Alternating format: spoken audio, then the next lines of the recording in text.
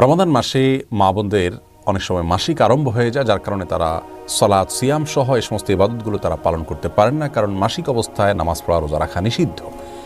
তখন একজন মা বোন রমাদানের ইবাদত বন্দেগীর মাধ্যমে কিভাবে তিনি রমাদানকে সার্থক করতে পারেন, আজ আমরা সে বিষয়ে কথা বলবো ইনশাআল্লাহ। এমনকি লাইলাতুল কদরে যদি কোনো মেয়ে মানুষের মাসিক থাকে, তো মাসিক অবস্থায়ও তিনি কিভাবে কদরের রাতে ইবাদত গুজার বান্দাদের কাতারে শামিল হতে পারেন, আজ আমরা সে বিষয়ে কথা বলবো ইনশাআল্লাহ তাআলা। রমাদান মাসে হঠাৎ করে মাসিক আরম্ভ হয়ে গেলে অনেক মা বোন কান্নাকাটি করেন, মন খারাপ করেন, তাদের কষ্ট লাগে। এই কষ্ট লাগা ইসলাম শরীয়তের দৃষ্টিকোণ থেকে প্রশংসনীয়, কারণ ইমানদার ব্যক্তি ভালো কাজ করার পরিকল্পনা ছিল কিন্তু করতে পারেননি, এরকম পরিস্থিতিতে এসে তার মধ্যে কষ্ট লাগা কাজ করবে, সেটা তার ইমানদারিত্বেরই পরিচয় বহন করে। তিরমিজি বর্ণিত হাদিসে এমনটি বলেছেন নবী সাল্লাল্লাহু আলাইহি ওয়াসাল্লাম। তিনি ইরশাদ করেছেন, মান সাররাতহু হাসানাতুহু ওয়া সাআতহু সাইয়্যাতুহু ফাহুয়াল মুমিন। যে ব্যক্তির ভালো কাজ তাকে আনন্দ দেয় আর তার মন্দ কাজ হয়ে গেলে, ভুল কিছু হয়ে গেলে পরবর্তী তার কষ্ট লাগা কাজ করে, এই ব্যক্তি তো ইমানদার। এটাই তো ইমানদারিত্বের পরিচয়। আম্মা জান আয়েশা রাদিয়াল্লাহু তাআলা আনহা নবী করিম সাল্লাল্লাহু আলাইহি ওয়াসাল্লামের সাথে যখন হজে ছিলেন, হঠাৎ তার মাসিক আরম্ভ হয়ে গেল, অথচ তখন হজের যে ফরজ তওয়াফ সেটি বাদ ছিল আর মাসিক অবস্থায় তওয়াফ করা যায় না, তখন তিনি কান্নাকাটি করা শুরু করলেন।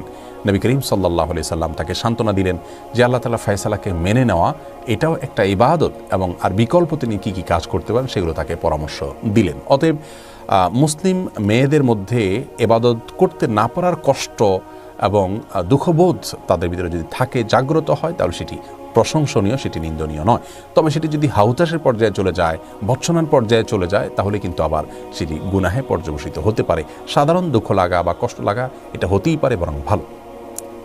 একজন ঋতুবতী নারী রমাদান মাসে ঋতু অবস্থায়ও যেভাবে তার ওই সময়টাকে তিনি সফল এবং সার্থক সময় হিসাবে কাটাতে পারেন এবং রূপান্তর করতে পারেন, তার জন্য আমরা কয়েকটি পরামর্শ দিতে চাই। প্রথম পরামর্শ হলো, আল্লাহর ফয়সালা মেনে নেওয়া। এটা কিন্তু ইবাদতের গুরুত্বপূর্ণ একটি পার্ট, বরং মূল পার্ট বলতে পারি আমরা। ইবাদতের মূল কনসেপ্টটাই হলো আল্লাহ রাব্বুল আলামিনের সমস্ত আদেশ নিষেধ, আল্লাহর সমস্ত সিদ্ধান্তগুলোকে মেনে নেওয়া। অতএব আপনাকে আল্লাহ রাব্বুল আলামিন মাসিক দিয়েছেন, অসুস্থতা দিয়েছেন, শারীরিক দুর্বলতা দিয়েছেন, আল্লাহর এই ফয়সালাকে যদি আপনি হাসি মুখে বরণ করে নেন, তাহলে এটা কিন্তু একটা বড় ধরনের ইবাদত হয়ে যাচ্ছে। বিধায় সেটিকে আমাদের মাথায় রাখতে হবে, এবং সেই সাথে এও মনে রাখতে হবে যে নবী সাল্লাল্লাহু আলাইহি ওয়াসাল্লাম ইরশাদ করেছেন, কোনো ব্যক্তি যদি সুস্থ অবস্থায় কোনো ইবাদত করে থাকে, হঠাৎ তিনি অসুস্থ হয়ে যান, যেটা তার হাতে নয়, এমন কিছু সমস্যা চলে আসে, তখন সুস্থ স্বাভাবিক অবস্থায় তিনি যে ইবাদতবন্দি করতেন, অসুস্থ এবং অস্বাভাবিক পরিস্থিতিতে পড়ার কারণে যে ইবাদত করতে পারছেন না, আল্লাহ তাআলা তাকে স্বাভাবিক অবস্থায় যে ইবাদত করতেন সেরকম সওয়াব দান করবেন। অতএব মন খারাপ করবার মতো বিষয় নয়, এবং অস্থির হয়ে ব্যাকুল হওয়ার বা ভৎসনা করার মতো বিষয় নয়, বরং সবর করতে হবে, আল্লাহর ফয়সালাকে মেনে নিতে হবে। দ্বিতীয় পরামর্শ হলো, নবী রাসূলুল্লাহ সাল্লাল্লাহু আলাইহি ওয়াসাল্লাম বলেছেন, মান হাম্মা বিহাসানাতিন ফালাম ইয়ামালহা। যে ব্যক্তি কোনো ভালো কাজ করার প্রতিজ্ঞা করেছে, প্ল্যান করেছে, কিন্তু করতে পারলো না, ফালাহু বিহা হাসানা, তাহলে সে যে ভালো নিয়ত করেছিল এই জন্য তিনি কিন্তু সওয়াব পেয়ে যাবেন। অতএব মা বোনরা ইবাদত বন্দেগীর প্ল্যান আগে থেকে করে থাকলে ইনশাআল্লাহ সে অনুযায়ী তারা সওয়াব পাবেন, মন খারাপ করার কোনো কিছু নেই। তৃতীয়ত গুরুত্বপূর্ণ একটি বিষয়, তা হলো নবী সাল্লাল্লাহু আলাইহি ওয়াসাল্লাম বলেছেন, মান দাল্লা ইলা খাইরিন ওয়া আলা খাইরিন ফালাহু মিসলু আজরি ফাইলিহি। যে ব্যক্তি কোনো ভালো কাজের পথ দেখাবে, সে ব্যক্তি ভালো কাজ সম্পাদনকারী ব্যক্তিদের সমপরিমাণ সওয়াব পাবেন।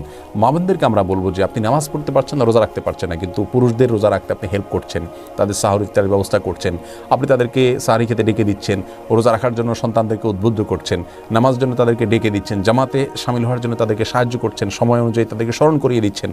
এই যে বিষয়গুলো, এগুলোর মাধ্যমে কিন্তু আপনি তাদের সমপরিমাণ সওয়াব হুবহু আপনি লাভ করতে পারেন।